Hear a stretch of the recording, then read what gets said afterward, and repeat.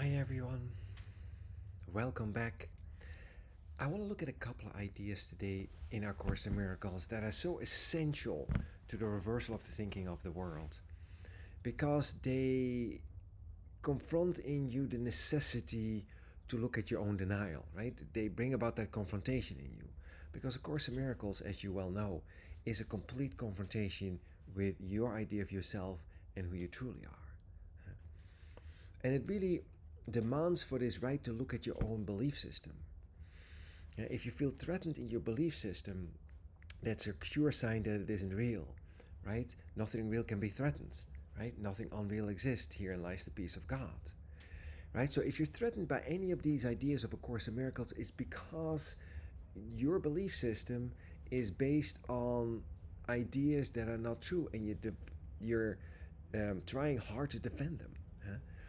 But that defense is, right, you desperately trying to hold your idea of yourself together while reality, what you truly are, is trying to tell you about yourself. And the necessity then becomes to lay down your defenses, right? Stop defending yourself. None of this is so. Your idea of yourself is not what you are. Huh? You're whole and perfect as you were created. Nothing has changed. What you've made of yourself has had no effect on what you are. So here are some of those beautiful ideas that confront you with what you believe. The first one is I can be hurt by nothing but my thoughts. This is true. You cannot be hurt by anything out there. It's impossible. You go like, well, sure, I can give you an example of something I can be hurt by. What I mean to say is that everything is thought. Everything is an idea. The universe is mind. And even what's out there is the result of your rejection, or the result of your projection of mind, error of thought, if you will, thought form. That in essence, there is nothing out there. And that you can hurt yourself but by your own ideas about it, by your own ideas about yourself. So the necessity then becomes the reversal of the thinking of the world, because it's the thinking of the world that's false, and hiding your true thoughts of you with God, with reality, with Source. So this is a true statement. You can be hurt by nothing but your own thoughts. Your thoughts can only bring me happiness, my happiness. If I ever am sad or hurt or ill, right? He brings up all forms of suffering, right? You're sad, you're hurt, you're ill. I have forgotten what you think and put my meaningless ideas in place of where your thoughts belong. This is a prayer. Huh? When he says your thoughts, it means God's thoughts. Huh?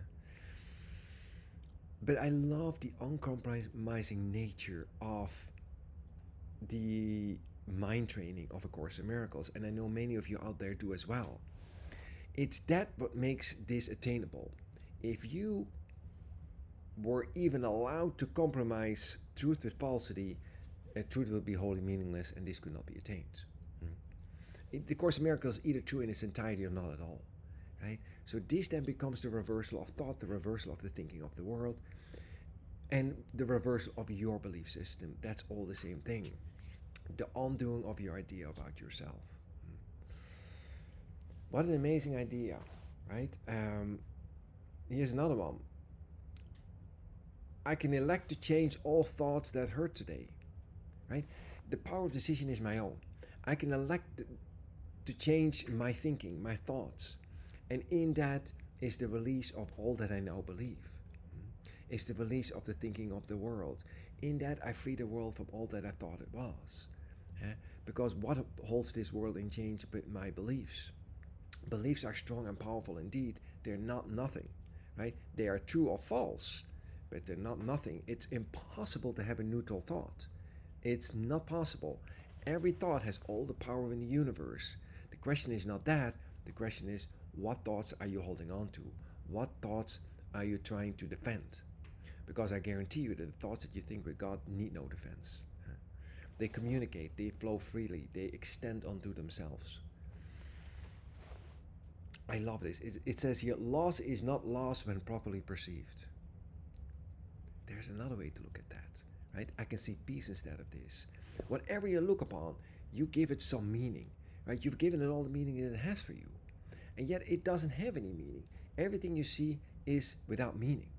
But you give it meaning because the one idea that you cannot stand is that the world that you created, right, the world that you made to hide from God has no meaning. So you give it meaning, right? But it doesn't mean anything. Love it. Huh? Loss is not loss when properly perceived. Pain is impossible. Let's sit with that one for a moment. Pain is impossible. Now look at the resistance that that brings about in you because you really think that pain is possible, right? You believe that there are things that can hurt you. You believe that you can suffer pain. There's the confrontation. The thought system of A Course in Miracles is a complete confrontation with your idea about yourself. There is no grief with any cause at all. And suffering of any kind is nothing but a dream. Right? How can the Son of God suffer? He's whole and perfect.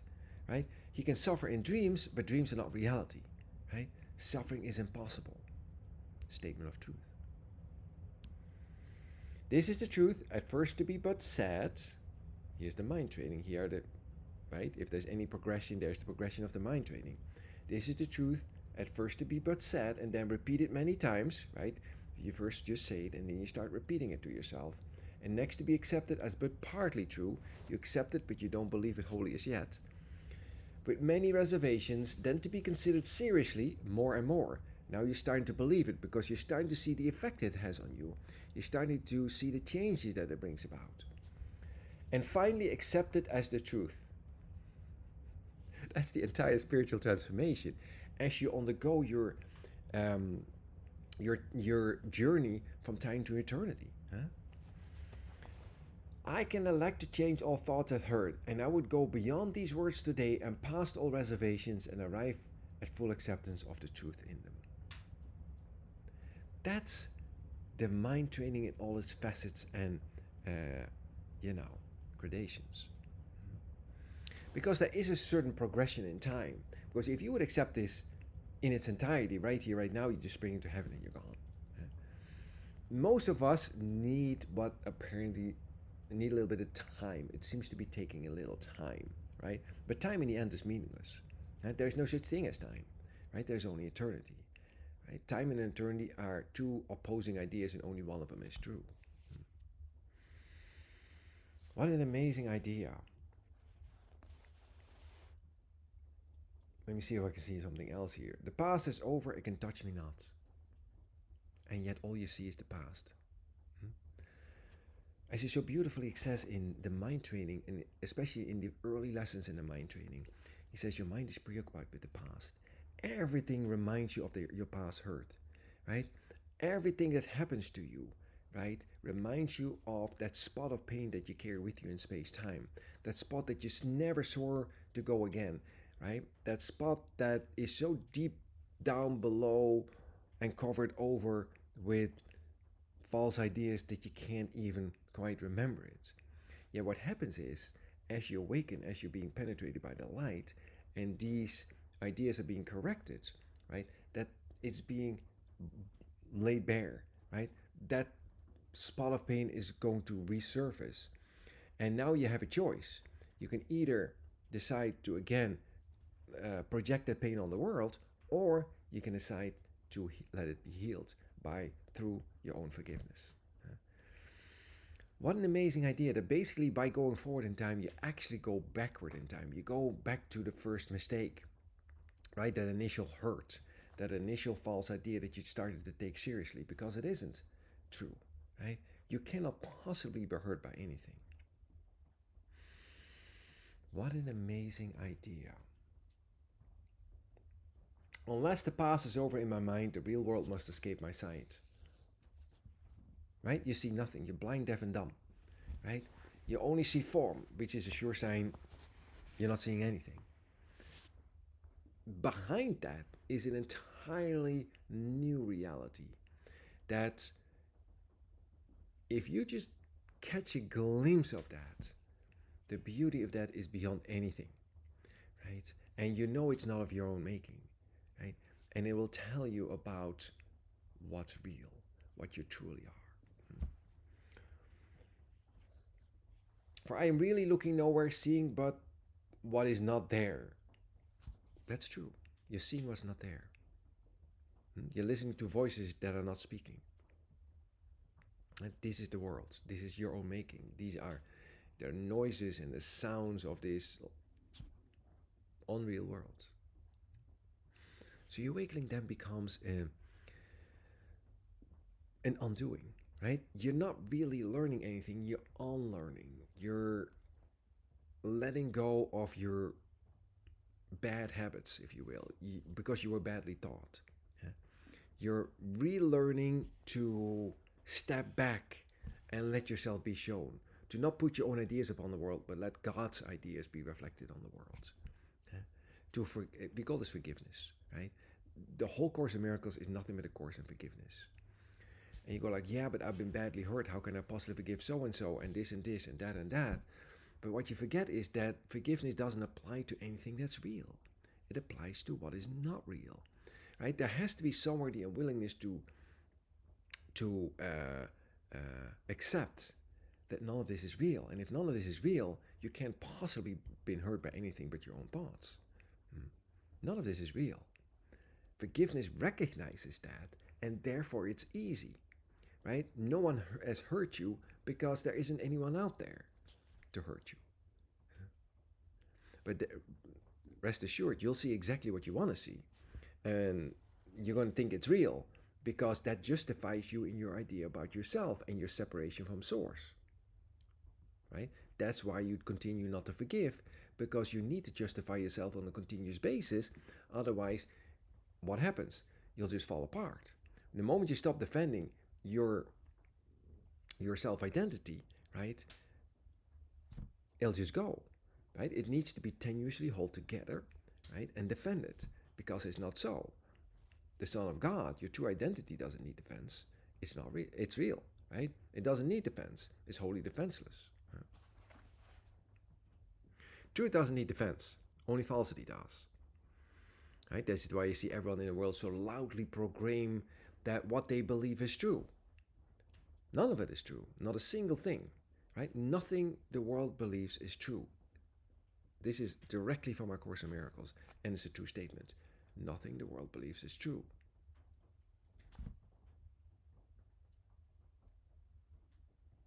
Love it. See how you, and I know many of you know this, when you practice these ideas in the uncompromising form, and you let that find a place among your thoughts, something happens. Your thinking shifts. You do not think any longer along the lines of the world. You're starting to think along the lines of this Course. And when you do that, you're being set free in your mind, because that's what binds you. The thinking of the world binds you.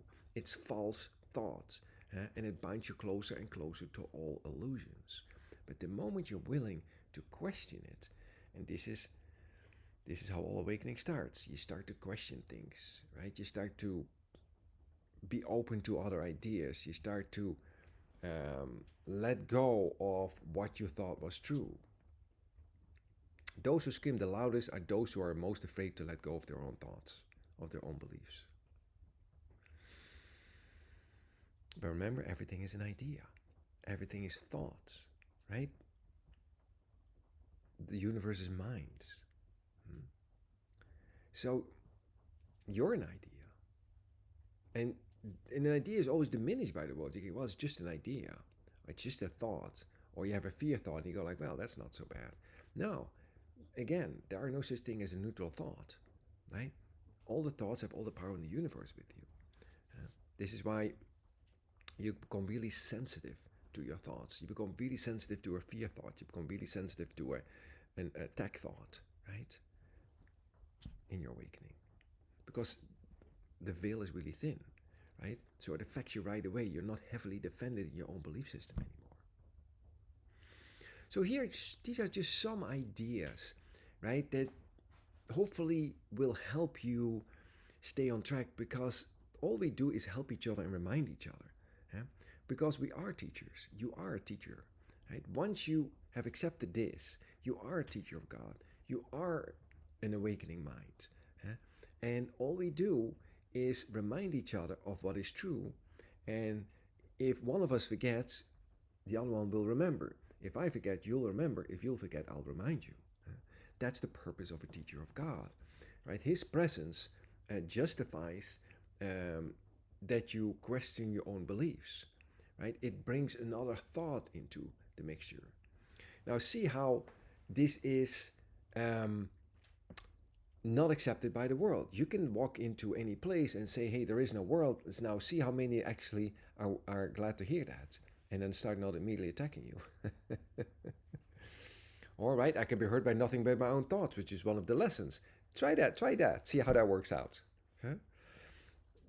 Because again, your mind has changed. You're practicing this, right? You're no longer adhering to the teachings of the world. And it cannot not change.